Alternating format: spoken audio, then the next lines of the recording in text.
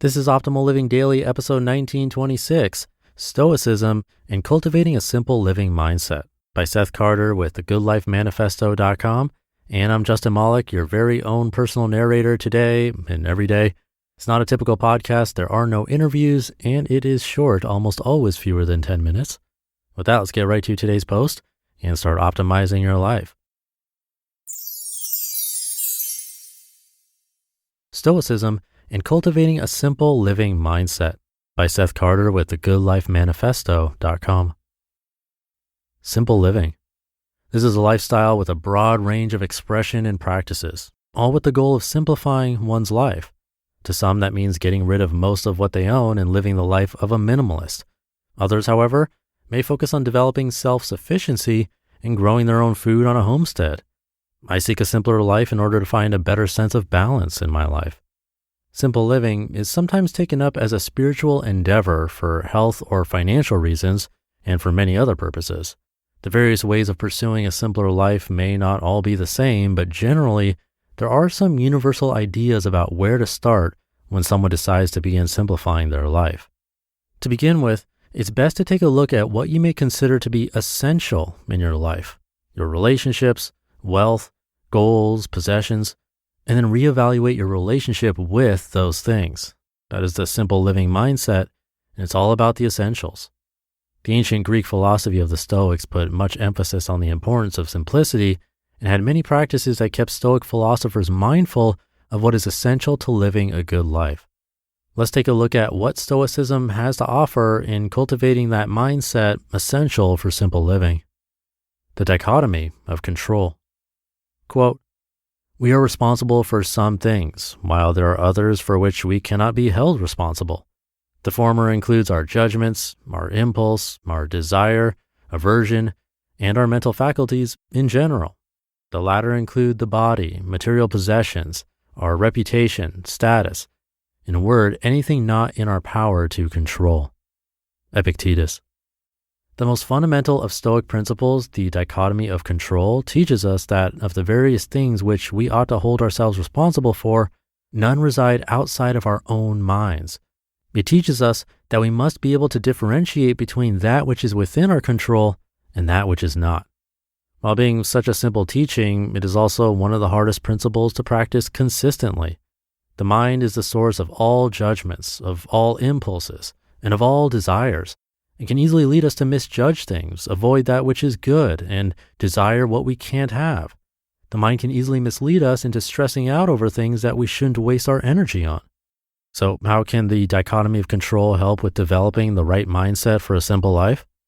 A simpler life doesn't necessarily equate to an easier life, and it sometimes can lead to more, albeit simpler, difficulties.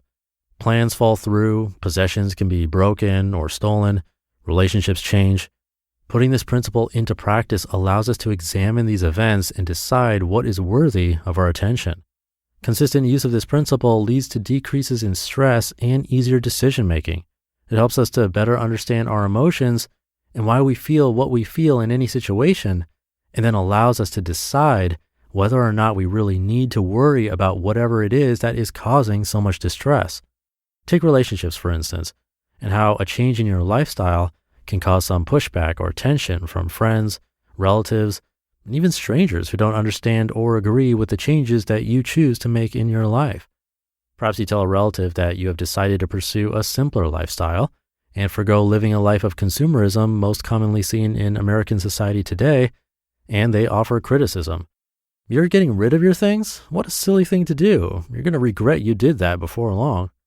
Using the dichotomy of control to examine this situation, we see and understand that the judgments of this relative cannot be controlled by anything other than their own mind. Likewise, all we can control are our own thoughts, so why bother allowing ourselves to be upset by their criticism when we clearly can see that it is not something we are responsible for? Life becomes a little simpler when we're worrying less about the judgments of others and focusing instead on the things within our control. Reevaluating our relationships. Quote, "In the case of particular things that delight you or benefit you, or to which you have grown attached, remind yourself of what they are. Start with things of little value. If it is china you like, for instance, say, I am fond of China. When it breaks, then you won't be as disconcerted. When giving your wife or child a kiss, repeat to yourself, I'm kissing a mortal. Then you won't be so distraught if they are taken away from you. Epictetus. In order to develop a simple living mindset, we must reevaluate our relationships with the things we own and the people around us. While people and objects can bring us joy, it is not a lasting joy as it is subject to decay. Nothing temporary can be a source of lasting happiness, and when these things inevitably leave us, we must understand that nothing was really ours to begin with. We must own our possessions and relationships and not let them own us. Consumerism is the antithesis of simple living and is the exact mentality that we should strive to break free from. So when something you own breaks or a friend or loved one passes away, employ the dichotomy of control to determine if such an event was within your control. If it was not within your control, do not dwell too long on the loss. Instead, try to view the loss as a returning of something you only borrowed for a while. Remember, simple living isn't only about getting rid of possessions, growing your own food, or pursuing a better work-life balance. It is also about developing a mindset that will support your goals and lead to a simpler life. Gratitude and detachment. Quote, do not dream of possession of what you do not have. Rather, reflect on the greatest blessings in what you do have, and on their account, remind yourself how much they would have been missed if they were not there. But at the same time, you must be careful not to let your pleasure in them habituate you to dependency, to avoid distress if they are sometimes absent. Marcus Aurelius. In this line from the Roman Emperor Marcus Aurelius's Meditations, which was his own personal journal not intended to be read by others, he urges himself to practice gratitude and detachment and to develop these qualities within himself. It is said that Marcus, despite being the most powerful man in Europe with every luxury available to him, would sleep on the floor so as to avoid becoming dependent on the luxury of a bed. Detachment and gratitude are like the two wings of a bird. Both are needed in order for our spirits to soar. Should our sense of detachment from what is transitory and outside of ourselves grow, then our feelings of gratitude for what we have will grow as well. Practicing gratitude and detachment both help in cultivating a simple living mindset because they are two qualities which directly challenge consumerism. If your sense of happiness is not connected to the consumption of products and services, and you are grateful for and content with what you already have, then you will not desire to consume more.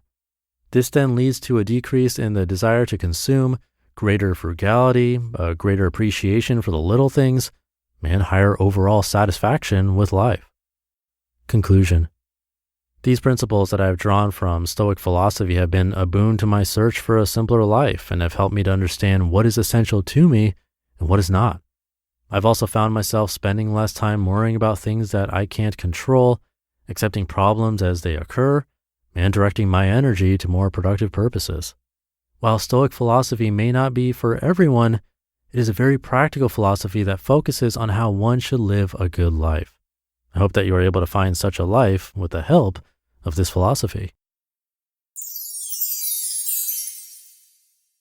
You just listened to the post titled Stoicism and Cultivating a Simple Living Mindset by Seth Carter with goodlifemanifesto.com. Thank you to Seth and the team at Good Life Manifesto.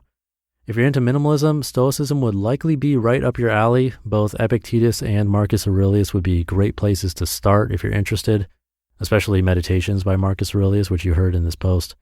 But I'll keep this short for the weekend. Thank you for listening and sticking around until the end. Have a great weekend if you're listening in real time, and I'll see you tomorrow, as usual, where your optimal life awaits.